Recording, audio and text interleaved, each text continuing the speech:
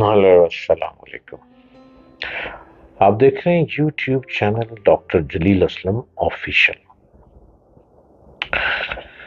और ये channel daily आपके लिए नए नए प्रोग्राम लाता है। और मैं आपके सामने हर रोज फ्रेश प्रोग्राम के साथ कोशिश करता हूँ फ्रेश होकर बैठूं, ताकि आप मुझे सुने भी और मुझे देखें भी। बहुत लोग बहुत मुश्किलों में रहते हैं, बहुत मुसीबतों में रहते हैं, कोई फंसे रहते हैं, कोई आजमाइशों में रहते हैं, ना जाने जिंदगी को एक बोझ समझ लेते हैं। और बोझ समझते समझते कुछ लोग तो इतने मायूस हो जाते हैं कि वो मौत को आवाज देते हैं, और कुछ लोग अपने ही हाथों अपनी जान को गंवा बैठते हैं, जबकि सब कुछ गलत है। क्या कभी आपने ये कोशिश की कि अगर हम किसी मुसीबत में हैं तो हम दुआ कर लें? कभी कोशिश की कि किसी उलझन में हैं तो बहुत गिड़गिड़ा के अल्लाह की बारगाह में दुआ कर लें? बिल्कुल भी नहीं। लोग शायद यकीन को कमजोर कर बैठे। यकीन कामिल के पीर कामिल, यकीन कामिल के पीर कामिल। आपका जब यकीन बहुत स्ट्रांग होगा तो आपकी कोई बात रुकेगी नहीं, कोई बात रद्द नहीं होगी, कोई बात रिफ्यूज नहीं होगी। आप हर बात मेरे सोने रब से मनवाते चले जाएंगे।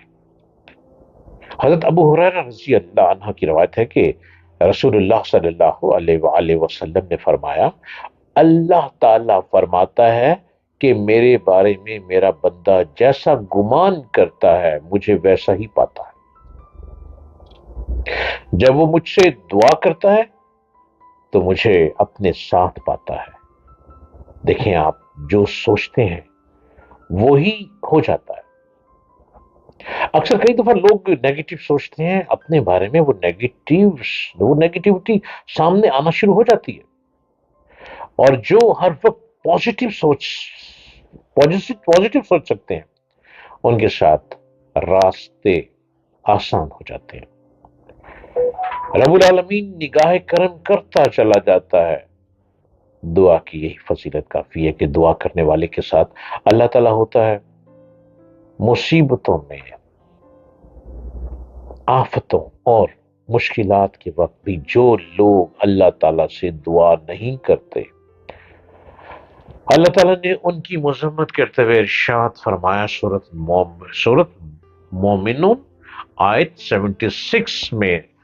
अल्लाह रब्बुल इज्जत फरमा रहा है, उनका हाल ये है कि हमने उन्हें तकलीफ में मुब्तला किया, फिर भी ये अपने रब के आगे ना झुके और ना आजिज़ी इख्तियार करते हैं।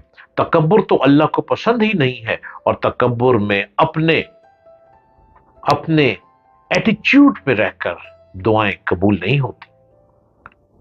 दुआ भी कबूल उस वक्त होती है जब आजिज़ी में रहें। जब आजिज़ी में रहेंगे, झुके रहेंगे, अदब और एहतराम के दामन को हाथों में थामे रखेंगे, तो ही दुआ कबूल होती है। सूरत इनाम आयत नंबर 42 और 43 में रब्बुल आलमीन फरमाता है, तुमसे पहले बहुत सी कौमों की तरफ अपने रसूल भेजे और उन कौमों को मुसीबतों में मुब्तला किया ताकि वो आजिज़ी के साथ हमारे सामने झुक जाएं।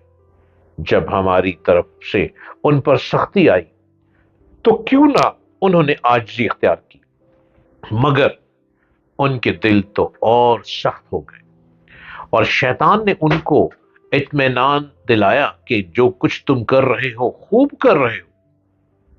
आजिज़ी पर रब्बुल आलमीन ने सूरत इनाम में इतना जोर दिया है। आजिज़ी मेरे अल्लाह को पसंद है।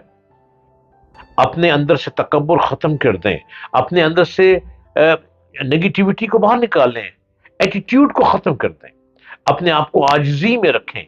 जितना आजिज़ी में रखेंगे आपका हर काम होता चला जाएगा, हर मुसीबत टलती चली जाएगी। सूरत अल अराफ आयत 94 में रब्बुल आलमीन फरमाता है, कभी ऐसा नहीं हुआ कि हमने किसी बस्ती में नबी भेजा हो اور اس بستی کے لوگوں کو پہلے تنگی اور سختی میں مبتلا نہ کیا ہو، اس خیال سے کہ شاید وہ عاجزی پر اتر آئے۔ لیکن رب العالمین نے قرآن پاک میں کتنا ذکر کیا عاجزی میں رہنے کا۔ تکبر سے بات نہیں بنتی، عاجزی میں سارے مسئلے حل ہو جاتے ہیں۔ مشکل حالات کے باوجود دعا چھوڑ دینے کا مطلب ہے کہ انسان گناہوں پر اصرار کرنے والا ہے اور اللہ تعالی کی گرفت کو کوئی وقت نہیں دے رہا، جبکہ اللہ تعالیٰ فرماتا ہے سورۃ البروج آیت 12 آیت نمبر 12 میں رب العزت فرماتا ہے در حقیقت تمہارے رب کی پکڑ بڑی سخت ہے۔ اب رب نے کتنا جھنجھوڑ کر ہم انسانوں کو سمجھا دیا، قرآن آیات میں رب نے کتنا جھنجھوڑ کر سمجھا دیا، اور ہم پر جو آفات اور مصیبتیں جو آتی ہیں اس پر بھی رب ہمیں اطلاع دیتا ہے۔